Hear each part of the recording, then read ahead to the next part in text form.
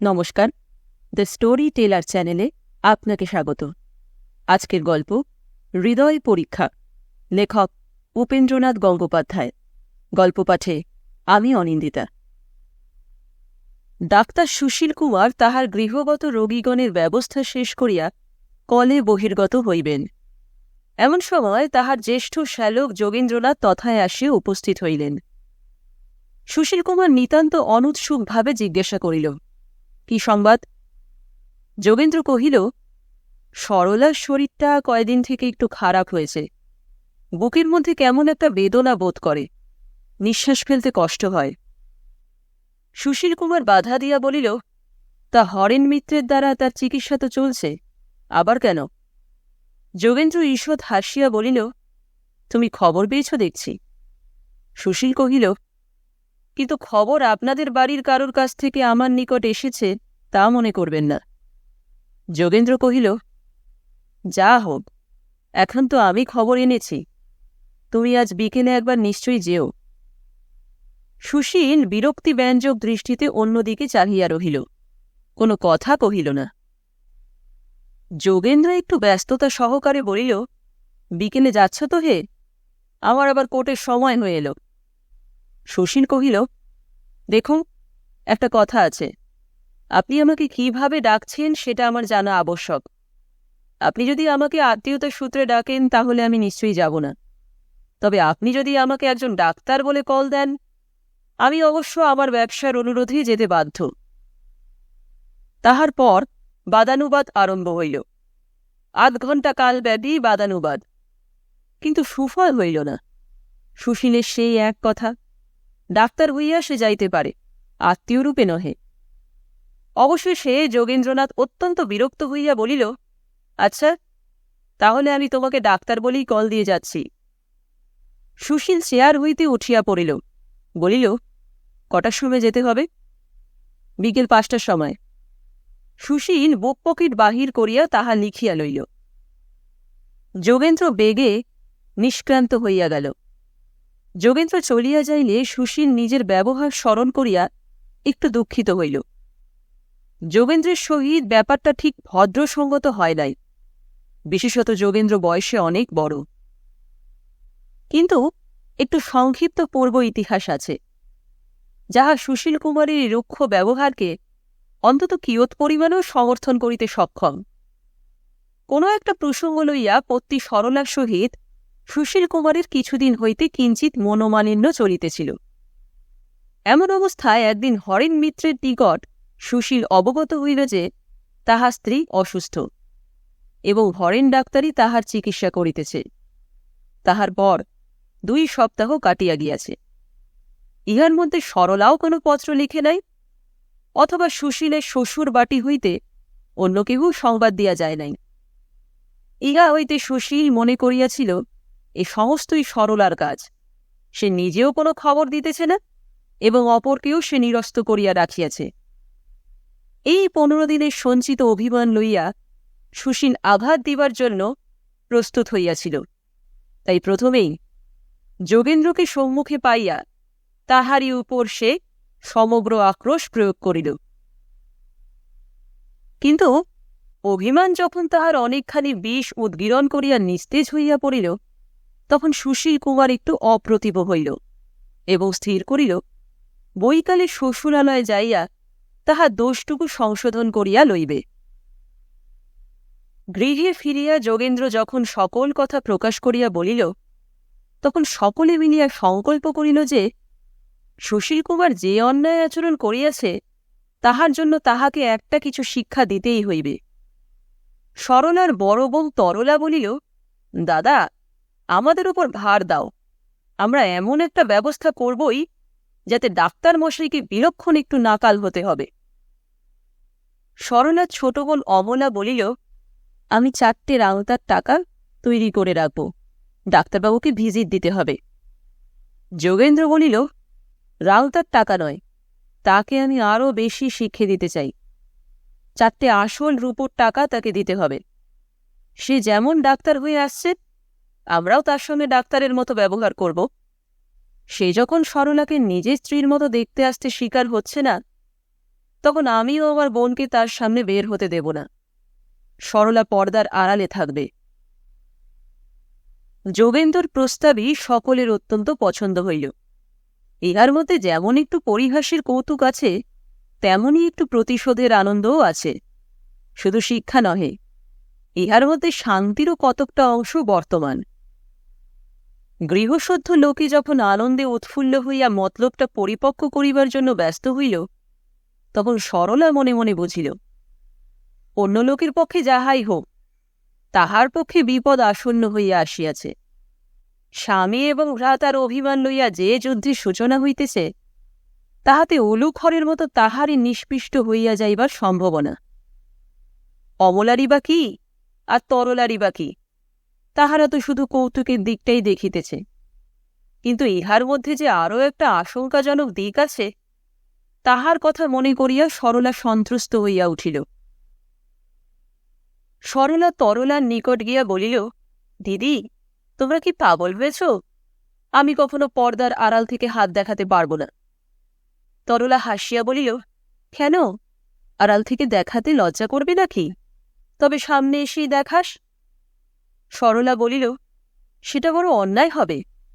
তরলা ভ্রু কুঞ্চিত করিয়া বলিল, বটে, সে দাদাকে এমন করে অপমান করতে পারল, তা অন্যায় হল না? আর আমরা একটু ঠাট্টা করলেই ভারী অন্যায় হবে। সরলা বলিল, তোমাদের যা ইচ্ছে হয় করো দিদি, আমাকে শুধু এর মধ্যে রেখো না। একে তো আমার ওপর রাগ রয়েছে, তার উপর আমি যদি এরকম ব্যবহার করি, তাহলে আর রক্ষে থাকবে না, আর আমার ওরকম করা উচিত নয়। তরলা একটু চিন্তা করিয়া বলিল, তা বটে, তোর এর মধ্যে না থাকাই ভালো, কিন্তু জব্দ তাকে করতেই হবে। তোর হয়ে না হয়ে আমিই অভিনয় করব, পর্দার আড়াল থেকে আমি হাত বের করে দেখাব, সে কিছুতেই বুঝতে পারবে না। সরলা হাসিয়া বলিল, কিন্তু দেখো দিদি, শেষ রক্ষে তোমাকেই করতে হবে। তরলা কহিল, সে তুই কিচ্ছু ভাবিস নে, নাটকটা মিলনান্তই হবে। ঘড়িতে এখন 5টা বাজিতেছে। সুশীল কুমারের গাড়ি আসিয়া তাহার শ্বশুরালয়ের দ্বারে লাগিল। সুশীল বৈঠকখানায় প্রবেশ করিতেই যোগেন্দ্রর কনিষ্ঠ ভ্রাতা নরেন্দ্র উচ্চস্বরে বলিল, ওরে, ডাক্তারবাবু এসেছেন, বাড়ির ভিতর খবর দে। সুশীল বুঝিতে পারিল সকালবেলাকার আঘাতের প্রতিঘাত আরম্ভ হইয়াছে, কিন্তু কিছু বলিল না। সে মনে করিল কতকটা লাঞ্ছনা এবং বিদ্রূপ তাহাকে সহ্য করিতে হইবেই, বিশেষত যখন উভয় পক্ষের মধ্যে সম্বন্ধটা পরিহাস এবং বিদ্রূপের পক্ষে স্বভাবতই উপযোগী। অমলা আসিয়া বলিল, ডাক্তারবাবু, বাড়ির ভিতর চলুন। সুশীল মৃদু হাস্যের সহিত বলিল, চলো। কিন্তু বাড়ির ভিতর প্রবেশ করিয়া সুশীল বুঝিতে পারিল ব্যাপারটা একটু গুরুতর আকার গ্রহণ করিয়াছে। চিরপদ্ধতি অনুযায়ী তাহার শ্যালক পত্নীগণের মধ্যে কেহই আসিয়া তাহাকে অভ্যর্থনা করিল না, সকলেই অন্তরালে রহিল। এমনকি বাড়ির পুরাতন দাসীটা পর্যন্ত তাহাকে দেখিয়া অপরিচিতার মতো মাথার কাপড় টানিয়া দিয়া সরিয়া গেল। অমলা বলিল, ডাক্তারবাবু, চেয়ারে বসুন। একখানি চেয়ার তথায় ছিল। সুশীল তাহাতে উপবেশন করিল। চেয়ারের সম্মুখে সবুজ রঙের একখানি পর্দা। অমলা বলিল, মেজদিদি, ডাক্তারবাবু এসেছেন, হাত দেখাও। অলঙ্কার সিঞ্চিত একখানি শুভ্র হস্ত পর্দার অন্তরাল হইতে বাহির হইয়া আসিল। কিছু পূর্ব হইতেই সুশীল কুমারের মন পুনরায় বিরূপ হইতে আরম্ভ করিয়াছিল। তাহার পর উপস্থিত ব্যাপার দেখিয়া সে অপমানে ও ক্রোধে উন্মত্ত হইয়া উঠিল। চারিদিক হইতে কৌতুকের একটা রুদ্ধ অস্ফুট হাস্যধ্বনি বহিয়া গেল, এবং দুষ্টু অমলা অন্যমনস্কতার ভান করিয়া 4টে টাকা অবিরত বাজাইতে আরম্ভ করিল। সুশীলের মুখমণ্ডল মার্জিত তাম্রের মতো রক্তবর্ণ ধারণ করিল, এবং তীব্র অপমানের বেদনায় মস্তিষ্কের মধ্যে সমগ্র স্নায়ুমণ্ডলী টনটন করিতে লাগিল। তাহার ইচ্ছা হইল সজোরে টান মারিয়া পর্দাটা ছিঁড়িয়া ফেলিয়া একটা ঘোরতর কিছু কাণ্ড করিয়া বসে। তাহার স্ত্রী যে এই অপমানের অভিনয়ের মধ্যে সর্বপ্রধান ভূমিকা গ্রহণ করিয়া তাহাকে পীড়ন করিবে, ইহা তাহার নিকট একেবারেই অসহ্য। টাকা বাজাইতে বাজাইতে অমলা বলিল, ডাক্তারবাবু, কি ভাবছেন? হাত দেখুন। সুশীল তাহার সাময়িক উত্তেজনাকে কতকটা সংবৃত করিয়া মনে মনে স্থির করিল, অন্য প্রকারে সে ইহার একটা চূড়ান্ত প্রতিশোধ লইবে। কিন্তু উপস্থিত যেমন ডাক্তারের মতো দেখিতে আসিয়াছে তেমনি দেখিয়া যাওয়াই তাহার পক্ষে সঙ্গত। এখন অন্য কোনো প্রকার আচরণ করিতে গেলে তাহাকেই লঘু হইতে হইবে। সে যখন স্বয়ং ডাক্তার ভিন্ন অন্য কোনো রূপে নিজেকে স্বীকার করিতে চাহে নাই, তখন অন্য লোকে যদি তাহাকে ডাক্তার বলিয়াই মানিয়া লয়, তাহাতে সে অন্তত প্রকাশ্যভাবে কোনো প্রকার আপত্তি করিতে পারে না। তাহার আহত অভিমান পরে 10 গুণ বর্ধিত হইয়া যাইবার অপেক্ষায় আপাতত রুদ্ধ হইয়া রহিল। নিতান্ত শিথিলভাবে সুশীল হস্ত গ্রহণ করিয়া পরীক্ষা করিয়া দেখিল। তাহার পর প্রস্থানের জন্য উঠিয়া দাঁড়াইল। অমলা তাড়াতাড়ি বলিল, ডাক্তারবাবু, এখনো হয়নি। মেজদিদির হার্ট এক্সামিন করে দেখতে হবে। হার্টে কিরকম একটা ব্যথা বোধ করেন। সুশীল অত্যন্ত বিরক্ত ব্যঞ্জক দৃষ্টিতে অমলার দিকে চাহিল। উপস্থিত অবস্থায় হার্ট এক্সামিন কিরূপে করা যাইতে পারে তাহা কিছুতেই ধারণায় আসিতেছিল না। কিন্তু অমলার তৎপরতার শেষ ছিল না। সে বলিল, মেজদিদি, উঠে দাঁড়াও, ডাক্তারবাবু তোমার হৃদয় পরীক্ষা করবেন। তারপর সুশীলের দিকে চাহিয়া বলিল, আপনার ওই যে টেথোস্কোপ না কি যন্ত্র আছে, এইখানটা দিয়ে চালিয়ে দিন। বলিয়া পর্দার মধ্যে একটা ছিদ্র বাহির করিয়া সুশীলের সম্মুখে ধরিল। আবার একটা অস্ফুট হাস্যধ্বনি বহিয়া গেল। হৃদয় পরীক্ষার হাস্যকর অভিনয় শেষ হইলে অমলা বলিল, ডাক্তারবাবু, আপনার ফি নিন। বলিয়া 4টে টাকা সুশীলের হস্তে প্রদান করিল। টাকাগুলা পকেটে ফেলিয়া সুশীল ঊর্ধ্বশ্বাসে বহির্বাটিতে আসিয়া উপস্থিত হইল। প্রতিশোধের চিন্তায় তাহার মন আকুল হইয়া উঠিয়াছিল। তাহার মনে হইতেছিল, এমন একটা প্রতিশোধ লইতে হইবে যাহাতে চিরজীবনের মতো সরলার একটা অনুতাপ থাকিয়া যায়। এত দম্ভ, এত অহংকার! সুশীল গাড়িতে উঠিতে যাইবে এমন সময় তাড়াতাড়ি অমলা আসিয়া উপস্থিত হইল। অমলার হাত হইতে তাহার এখনও পরিত্রাণ নাই। এখনও তাহার সমগ্র বিষ শেষ হয় নাই। ডাক্তারবাবু, প্রেসক্রিপশন? সত্যি তো। সুশীল ফিরিয়া আসিয়া একটা প্রেসক্রিপশন লিখিয়া দিল। ডাক্তারের কোনো কর্তব্য হইতে সে স্খলিত হইতে পারে না। সুশীল প্রস্থানের উপক্রম করিলে অমলা বলিল, ডাক্তারবাবু, কেমন দেখলেন? সুশীল বলিল, চমৎকার। অমলা বলিল, কি রোগ? সুশীল বিদ্রূপের সুরে বলিল, দুর্বুদ্ধির রোগ। মুক্ত ছাদের ওপর বসিয়া তরলা জ্যোৎস্না এবং সন্ধ্যা সমীর উপভোগ করিতেছিল। সরলা আসিয়া বলিল, দেখ দিদি, কি কাণ্ড হয়েছে। কি হয়েছে রে? এই দেখ, কি চিঠি লিখেছে। বলিয়া সরলা তরলাকে একখানা পত্র দিল। জানলা দিয়া ছাদের এক স্থানে উজ্জ্বল আলোক আসিয়া পড়িয়াছিল। তরলা তথায় যাইয়া পত্রপাঠ করিল। সুশীল সরলাকে পত্র লিখিয়াছে। সরলা, কিছুদিন হইতে তোমার হৃদয়ের পরিচয় পাইতেছিলাম, কিন্তু তাহার মধ্যে যে এত গরল সঞ্চিত ছিল তাহা জানিতাম না। আজ তাহার পরিচয় পাইলাম। তোমার আত্মীয়বর্গের সহিত যোগ দিয়া তুমি আজ উৎকটভাবে আমাকে অপমানিত করিয়াছ, যাহার অর্থ কাহারা তোমার আপন এবং তাহাদের তুলনায় আমার মর্যাদা কতটুকু তাহা তুমি আজ সুন্দরভাবে আমাকে বুঝাইয়া দিয়াছ। যাহা হোক, তুমি যখন আমাকে মুখ দেখাইতে অনস্বীকৃত, তখন আমিও প্রতিজ্ঞা করিলাম, এই জীবনে আর তোমার মুখদর্শন করিব না। আজ হইতে তোমার ও আমার মধ্যে স্বামী স্ত্রী সম্বন্ধ লুপ্ত হইল।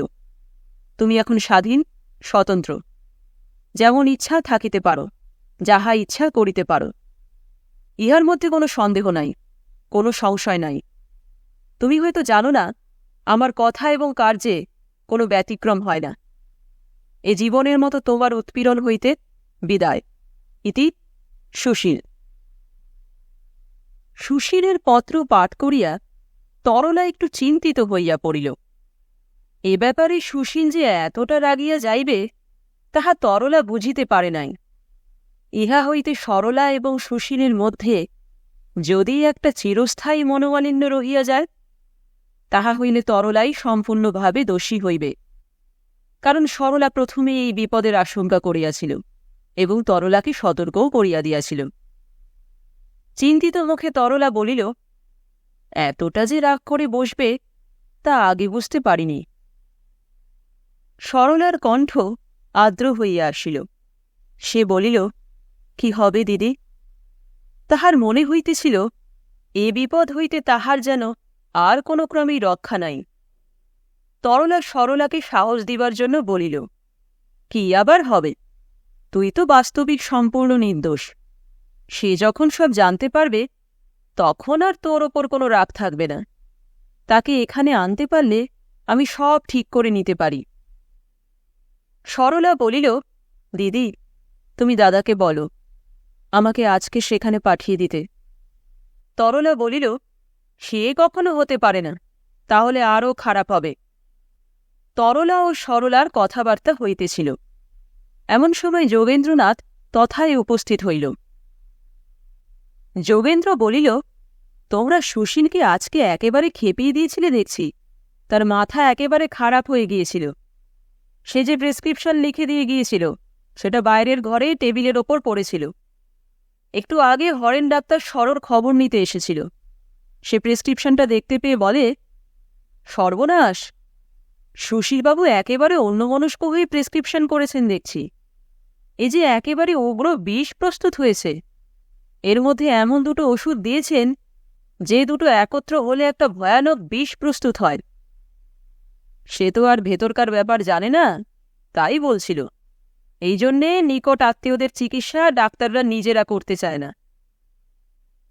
তরলা বলিল, ভাগ্যে আমাদের পক্ষে এটা একটা মিথ্যে প্রেসক্রিপশন। এটা যদি আসল হতো তাহলে তো সর্বনাশ হয়েছিল। যোগেন্দ্র বলিল, কখনো কখনো এরূপ ব্যাপার ঘটে থাকে। হরেন ডাক্তার বলছিল প্রেসক্রিপশনটা একবার সুশীলবাবুর নিকট পাঠিয়ে দেবেন। তিনি দেখলেই বুঝতে পারবেন আর বদলে দেবেন। ভেতরকার রহস্য সে তো আর জানে না, বলিয়া যোগেন্দ্র হাসিতে লাগিল। তরলা বলিল, দাদা, প্রেসক্রিপশনটা কোথায় আছে? আমার কাছেই আছে। আমাকে দেবে? যোগেন্দ্র বলিল, কেন? আরও একবার তাকে জ্বালাবার ইচ্ছে আছে বুঝি? তরলা বলিল, জ্বালাবো না, তার জ্বলুনি যাতে ঠান্ডা হয় তার ব্যবস্থাই করব। যোগেন্দ্র প্রস্থান করিলে তরলা সরলাকে বলিল, আর তোর কোনো ভয় নেই। তুই নিশ্চিন্ত হয়ে ফুলের মালা গাঁদকে যা, আজই তার গলায় পরিয়ে দিবি। সরলা বলিল, কি জানি ভাই, আমার তো আতঙ্ক হচ্ছে। আবার তুমি কি কাণ্ড পাকিয়ে তোলো? তরলা সস্নেহে বলিল, না রে না, কাণ্ড পাকিয়ে তুলেছিলাম, এবার সেই পাক খুলে দেব। সরলা আগ্রহ ভরে জিজ্ঞাসা করিল, তুমি কি করবি দিদি? তরলা বলিল, সে এখন বলব না। রাত্রি তখন 10টা। সুশীলকুমার তাহার গৃহের বৈঠকখানায় একটা আরাম কেদারায় শয়ন করিয়া চিন্তায় মগ্ন ছিল। সরলার ব্যবহারের কথা মনে করিয়া সে শুধু ক্রুদ্ধ হয় নাই, বিস্মিত হইয়া গিয়াছিল। সেই স্নেহময়ী লজ্জাশীলা নম্র সরলা সে কেমন করিয়া তাহাকে এতটা অপমান করিতে প্রবৃত্ত হইল? সরলার ভালোবাসা, লজ্জা, সংকোচ সকলের সহিত তাহার আচরণ এতদূর বেসদৃশ হইয়াছে যে সুশীলের বিস্ময় প্রকাশ ক্রমশ বেদনাকে ছাপাইয়া উঠিয়াছে। একমাত্র অভিমানের বশবর্তিনী হইয়া সরলা যদি এরূপ ব্যবহার করিয়া থাকে, তাহা হইলেও সরলাকে ক্ষমা করা যায় না। অভিমানকে এত দূরে ঠেলিয়া লইয়া যাওয়া কখনোই উচিত নহে। যেখানে তাহার প্রকৃতি বদলাইয়া যায় সেখানে তাহার অভিমান থাকে না, অত্যাচার হইয়া দাঁড়ায়। কিন্তু আরেকটা কথা, সরলা যদি অনিচ্ছার সহিত ওরূপ ব্যবহার করিয়া থাকে, যোগেন্দ্র প্রভৃতির অনুরোধে সে যদি ওরূপ অন্যায় আচরণ করিতে বাধ্য হইয়া থাকে, সুশীল ভাবিয়া দেখিল তাহা কিছুমাত্র আশ্চর্য নহে, বরং সকল দিক হইতে তাহাই সম্ভব বলিয়া মনে হয়। সরলার পক্ষে শতপ্রবৃত্ত হইয়া এইরূপ অভিনয় করা যেমন অস্বাভাবিক, যোগেন্দ্র প্রভৃতির অনুরোধ অতিক্রম করিয়া তাহা হইতে নিবৃত্ত হওয়াও তাহার পক্ষে তেমনি কঠিন। মুক্ত বাতায়ন দিয়া যে তিনটি জিনিস সুশীলের কক্ষে প্রবেশ করিতেছিল, তাহার মধ্যে একটিও মস্তিষ্ক স্নিগ্ধ করিবার পক্ষে অনুপযোগী নহে। প্রথমত শীতল সমীরণ, দ্বিতীয়ত চন্দ্রকিরণ এবং তৃতীয়ত ফুলের গন্ধ। এই তিনটি যুক্ত ক্রিয়ার গুণে সুশীলের তপ্ত মস্তিষ্ক ক্রমশ অনেকখানি শীতল হইয়া আসিয়াছিল। এমনকি যেন একটা অনির্দিষ্ট সূক্ষ্ম অনুশোচনা ফুলের গন্ধ এবং চন্দ্রকিরণের সহিত মিলিত হইয়া সুশীলের সান্ত্বনাহীন চিত্তকে আচ্ছন্ন করিয়া আনিবার উপক্রম করিতেছিল। এমন সময় সহসা মুক্তদ্বার অতিক্রম করিয়া চতুর্থ সংখ্যক যে পদার্থটি কক্ষ মধ্যে প্রবেশ করিল, তাহা সুশীলের অবসন্ন মনকে মুহূর্তের মধ্যে একেবারে চকিত এবং বিব্রত করিয়া তুলিল। সে পদার্থটি আর কিছুই নহে, তরলা কর্তৃক লিখিত একখানি পত্র সুশীলের শ্বশুরবাড়ির একজন ভৃত্য বহন করিয়া আনিয়াছিল। সে পত্রে লেখা, সুশীল, সরলার জন্য যে ঔষধ ব্যবস্থা করিয়া গিয়াছিলে, সে ঔষধ এক দাগ খাওয়ানোর পর হইতে হঠাৎ সরলার শরীর অত্যন্ত অসুস্থ বোধ হইতেছে। তাহার অবস্থা দেখিয়া আমরা সকলে অত্যন্ত চিন্তিত হইয়া পড়িয়াছি। তোমার প্রেসক্রিপশনখানি পত্র মধ্যে পাঠাইলাম, তুমি পড়িয়া দেখিবে কোনো উগ্র ঔষধের জন্য এরূপ হইয়াছে কিনা। তুমি পত্র পাঠ মাত্র আসিবে এবং ব্যবস্থা করিবে। বিলম্ব করিলে আমরা অত্যন্ত বিপদে পড়িব। ইতি তরলা। প্রেসক্রিপশন পাঠ করিয়া সুশীল লাফাইয়া উঠিল। কি সর্বনাশ! এ যে স্ত্রী হত্যা! হায় সরলা, হায় প্রিয়তমে! ওরে, কে আছিস? শীঘ্র একখানা গাড়ি নিয়ে আয়। শ্বশুরবাড়ির ভৃত্য কানাই বলিল, বাবু, আমি একেবারে গাড়ি নিয়ে এসেছি। সুশীল মহা ব্যস্ততার সহিত আলমারি খুলিয়া কতকগুলা ঔষধ পকেটে ভরিয়া লইল এবং কানাইকে প্রায় ঠেলিয়া ফেলিয়া দিয়া এক লম্ফে গাড়িতে গিয়া বসিল। চালাও জোরসে, বকশিস মিলেগা। ভয়ঙ্কর শব্দ করিয়া একখানি গাড়ি আসার শব্দ শোনা গেল। তরলা সরলাকে বলিল, চুপ করে শুয়ে থাক, খবরদার হাসিস নে। দিদি, তরলা বলিল, ফের গোল করছিস? টের পেলে সব মাটি হয়ে যাবে। সরলা বলিল, দেখো আবার যেন। তরলা বলিল, না, তোর কোনো ভয় নেই, চুপ করে শুয়ে থাক। তরলা সরলার ঘরের সম্মুখে দাঁড়াইয়াছিল। কানাইয়ের সহিত সুশীল সেখানে আসিয়া উপস্থিত হইল। নিঃশ্বাস রুদ্ধ করিয়া কহিল, দিদি, এখন কেমন আছে?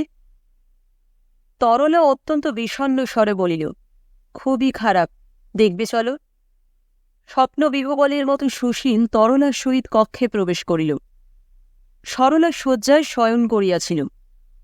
অতি সন্তর্পণের সহিত সরলার শয্যার ওপর বসিয়া সুশীল সরলার নাড়ি পরীক্ষা করিয়া বলিল, দিদি, নাড়ি তো বেশ ভালো দেখছি। তরলা ভ্রু কুঞ্চিত করিয়া বলিল, নাড়ি দেখে তুমি কিছু বুঝতে পারবে না। নাড়ি দেখতে তো তুমি জানোই না ভাই। বিস্মিত হইয়া সুশীল বলিল, কেন বলুন তো? তরলা কহিল, কেন তা তোমার রোগীর নিকটেই জানতে পারবে। আমি চললাম, এখন তুমি ভালো করে রোগীর সেবা করো। এই বলিয়া তরলা ঘর হইতে বাহির হইয়া দ্বার বন্ধ করিয়া দিল। সুশীল ভাবিল, নারী দেখিয়া যখন কিছু ভালো বোঝা যাইতেছে না, তখন একবার হাতটা ভালো করিয়া দেখা যাক। দুই কর্ণে টেথোস্কোপ লাগাইয়া সরলার বক্ষে প্রয়োগ করিতে যাইবে, এমন সময় সহসা রোগিণীর দুই উৎক্ষিপ্ত বাহু উত্তমরূপে ডাক্তারের কণ্ঠদেশ বেষ্টন করিয়া ধরিল এবং ওষ্ঠাধর দস্যুর মতো ডাক্তারকে অপহরণ করিতে আরম্ভ করিল। সরলার চক্ষু দিয়া অশ্রু ঝরিয়া পড়িতেছিল। সরলা বলিল, আমাকে ক্ষমা করো, আমি তোমার ওষুধ খাইনি। স্তম্ভিত সুশীল বিহ্বল হইয়া গিয়াছিল। সে অধীরভাবে বলিল, খাওনি? সংক্ষেপে সকল কথা বলিয়া সরলা বলিল, আমাকে তুমি যদি তেমন ভালোবাসতে, তাহলে দিদির হাত দেখে নিশ্চয়ই বুঝতে পারতে যে সে আমার হাত নয়। আমি কিন্তু তোমার একটি নখ দেখলে বলে দিতে পারি। সুশীল বলিল, আমাকে ক্ষমা করো সরব। তখনও রোগিণীর বক্ষের ভিতর ডাক্তার আবদ্ধ হইয়াছিল এবং স্টেথোস্কোপটা উভয় বক্ষের মধ্যদেশে বর্তমান থাকিয়া ঈষৎ পীড়ন ছলে উভয়ের তীব্র আনন্দকে সচেতন করিয়া রাখিয়াছিল। কক্ষের বাহিরে একটা স্পষ্ট হাস্যধ্বনি শোনা যাইতেছিল, কিন্তু এখন আর পূর্বের মতো তাহাতে বিষের জ্বালা মিশ্রিত ছিল না, এবং অমলা দ্বারের নিকট মুখ রাখিয়া বারংবার বলিতেছিল, ডাক্তারবাবু, বেরিয়ে আসুন না, সমস্ত রাত ধরে হৃদয় পরীক্ষা চলবে নাকি?